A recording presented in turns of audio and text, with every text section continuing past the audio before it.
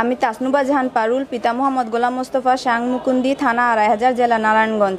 আপনাদের সার্বিক সহযোগিতা কামনা করে আজকের সংবাদ সম্মেলনের মাধ্যমে জানাতে চাই, গত 2001 সালে আমার মাতা সীমা আক্তারের অনৈতিক সম্পর্কের কারণে আমার পিতা আমার মাতাকে আড়াইহাজার নারায়ণগঞ্জ সহকারী জজ পারিবারিক আদালত এর মাধ্যমে তালাক প্রদান করেন। তালাক প্রদানের সময় আমার বয়স ছিল মাত্র 4 বছর এবং আমার ছোট বোন তাবাসসুম জাহান শাহনাজের বয়স ছিল মাত্র 2 বছর।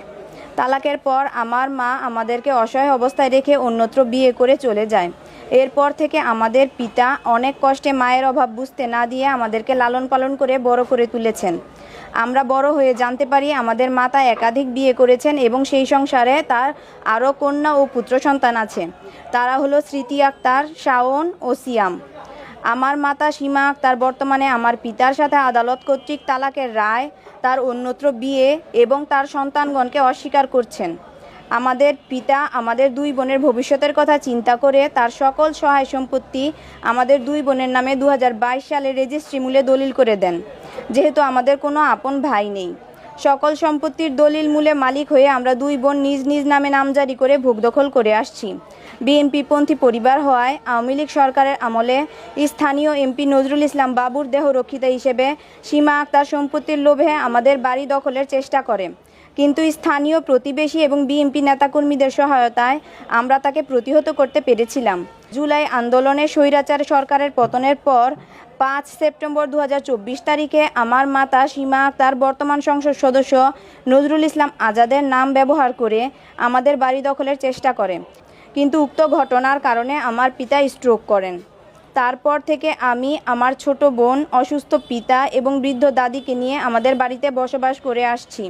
তবে গত 18 এপ্রিল 2026 তারিখে আমার মাতা সীমা আক্তার, তার কন্যা স্মৃতি আক্তার এবং স্থানীয় কিছু সন্ত্রাসীদের সাথে দেশীয় অস্ত্রশস্ত্র নিয়ে পুনরায় আমাদের বাড়ি দখলের উদ্দেশ্যে আমাদের বাড়িতে জোরপূর্বক প্রবেশ করে, আমাদেরকে মারধর করে এবং আমাদের বাড়ি দখল করে। আমি তাৎক্ষণিক 999-এ ফোন দিয়ে আইন প্রশাসনের সহায়তা চাই। আইন প্রশাসনের কোনো লোক আমাকে সহযোগিতা করেনি।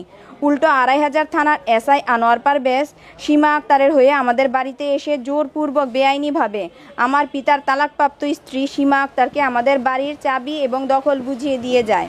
প্রতিবাদ করলে এসআই আনোয়ার পারভেজ আমাদের সাথে খারাপ ব্যবহার করে এবং আমাদের গায়ে হাত তোলে, এবং তিনি আরও এও বলেন, এই মহিলাকে আশ্রয় না দিলে, তার সিদ্ধান্ত মেনে না নিলে আমাদেরকে এমন মামলা দিবে যাতে সারা জীবন জেলে কাটাতে হয়।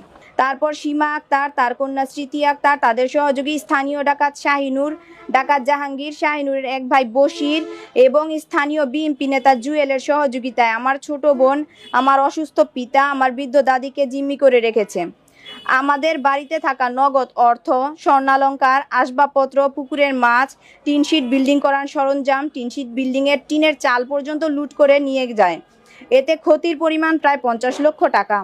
এখানেও তারা শান্ত না হয়ে আড়াইহাজার থানার পুলিশ প্রশাসনের সহযোগিতায় মিথ্যা বানোয়াট হয়রানিমূলক মামলা দিয়ে আমার ছোট বোনকে পুলিশে সোপর্দ করে আমাদের বাড়ি পুনরায় দখল করে।